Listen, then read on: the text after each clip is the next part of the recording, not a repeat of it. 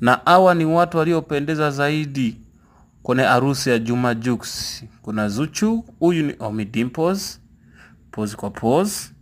Kuna huyu anajiita Chioma. Chioma aliwaka kuwaka mpaka akakera. Yaani alipendeza mpaka akaboa. Unajua kupendeza mpaka unaboa? Ni ile unapendeza. Cheki ukumbi. Ukumbi ulipendeza jamani, wanajua kutengeneza. I think yani next season wanafaa kupendezesha hivi harusi zingine. Kuna huyu mdada ni mnoma kweli, anajitanga Paula sijui wapi, simuelewi vizuri huyu mdada. Jina lake anajiita, nimemsahau kidogo, mtanisamea. Mwenye anajua ata comment hapo chini. Huyo wa kujiita ni nani vile?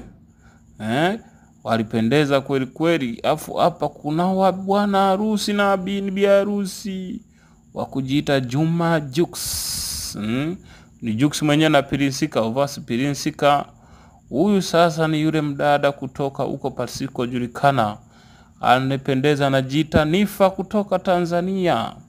Nifa alipendeza mpaka kaboa. Huyu ni Mario na Paula, mtu na bwana yake, walikuja kone kikao cha harusi. Kumbe ilikuwa grand finali ya harusi yao ya Juma Jux. Afu hawa sasa ni walembo wetu kutoka TZ, walipendeza mpaka wakakera.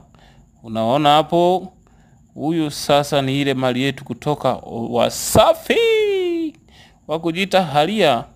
Amevaa nguo nini jamani, wanawake mtatua.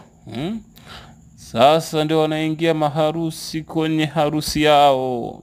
Tunawaona mlipendeza mpaka mkakera vinyonga na vidudu vyao. Mmevaa white utafikiri sanda, lakini mlipendeza kweli kweli. Na maua yenu, huyo maua mnapelekea nani?